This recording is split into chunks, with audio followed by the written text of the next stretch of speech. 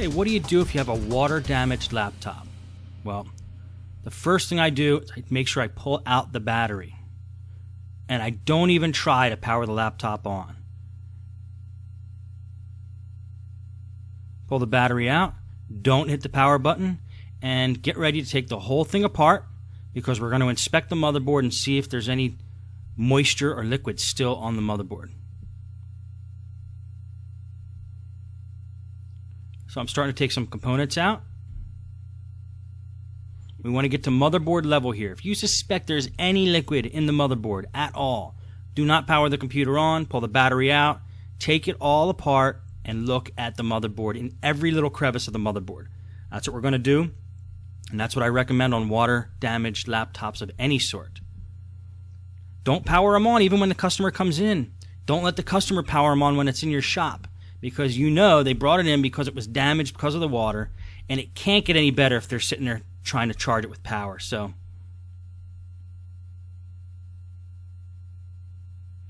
we're going to take the screws out of this.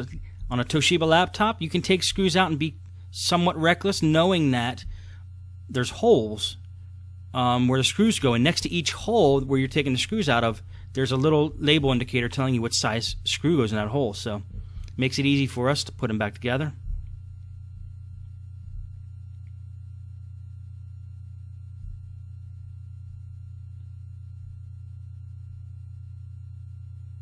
I'm losing a little bit of magnetic touch on my screwdriver there, otherwise it would come pulling right out.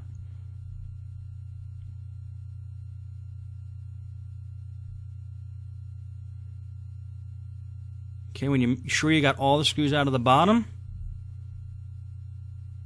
we're going to flip it over and look at the top.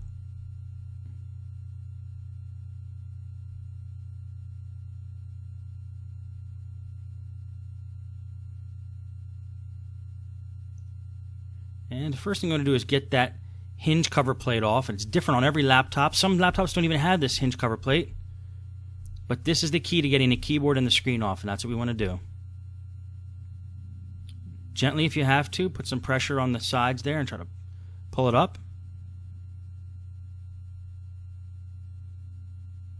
Okay, it took me a little while, but I finally figured out the way to get this up.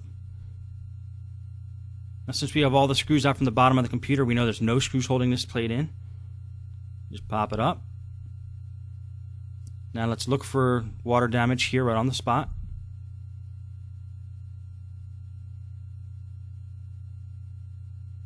And usually, guys, on a water damaged keyboard, there's little hope for them.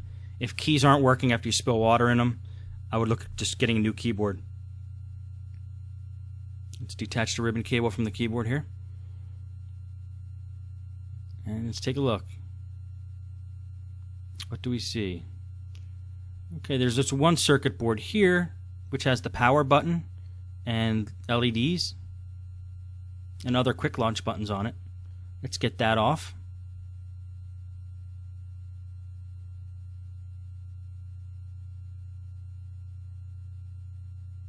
That appears to be attached by a cable, ribbon cable.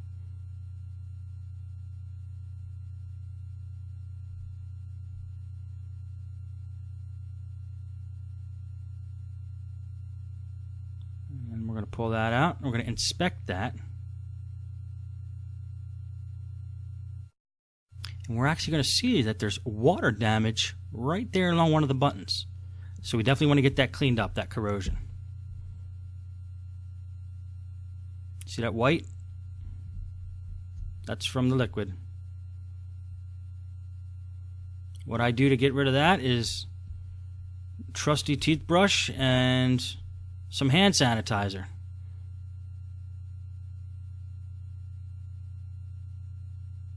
I just put a little bit on the end of the toothbrush and run it out here of hand sanitizer, but we'll just squeeze a couple drops on there. Or just stick the toothbrush in the bottle. You don't want to use too much because you want it to evaporate. You don't want any more moisture on these circuit boards. And you just wipe it off. Clean it off real good.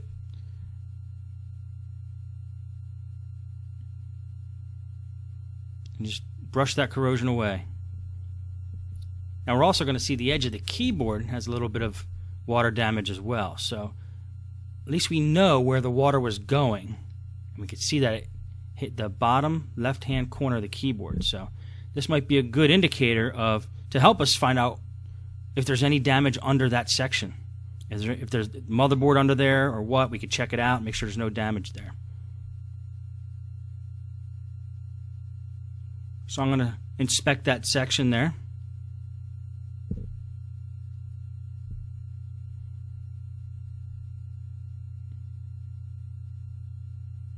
I'm going to clean up any little spots that I could see.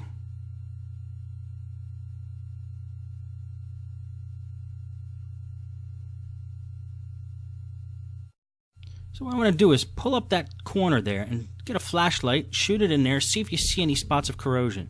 We might not have to take the whole computer apart to get this one done.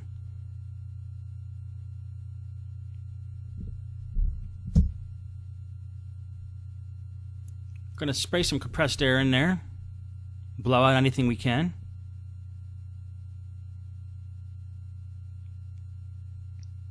We're going to grab the toothbrush, and because I do see little spots of corrosion there, I'm going to clean it up right there. It's not a lot though.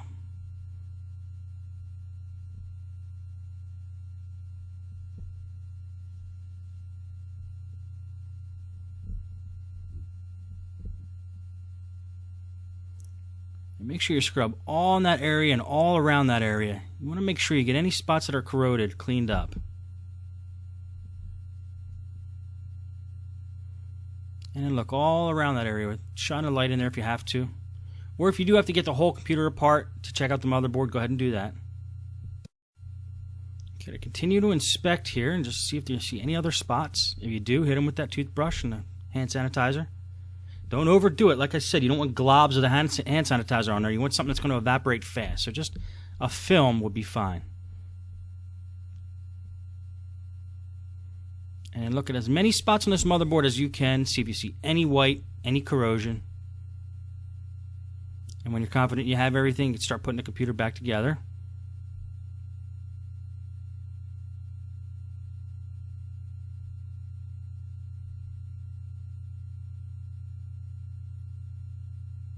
Make sure that the case is snapped together. And just look for any spots right under the keyboard, especially where you think water might have gotten in. You look around the wireless card and wireless antenna, and just be as thorough as you can. It's pretty much the main rule.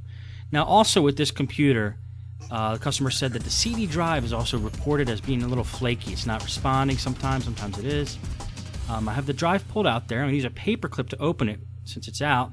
I have no power going to it, so you just put a paper clip in that little hole on the side, and that's how you open them up. I'm going to just take a look on the inside there. See if I see anything. I always like to just hit it with some compressed air on a CD drive on both the connector. Make sure it's clean, and the laser, make sure it's clean. Open it up, make sure that it's sliding along the rails properly. Then I like to look inside the computer at where the drive actually connects to the motherboard. See, there might be even some corrosion there. Well, those are just some tips on how to treat a water-damaged laptop. Never turn it on. Take it apart immediately. It's probably preferable to take the whole thing apart to get every piece of the motherboard, and make sure that there's no corrosion left. Anything you can clean up, clean up. Make sure there's no short circuits happening, and just do your best to be as thorough as you can. This way you feel like you did everything you could do for the customer. And one last thing you could check is inside connectors, like inside the LCD connector. See if there's any water that's seeped in there that's causing a problem, and any other connectors that you can. Anyway, there's a few tips. Thanks for watching.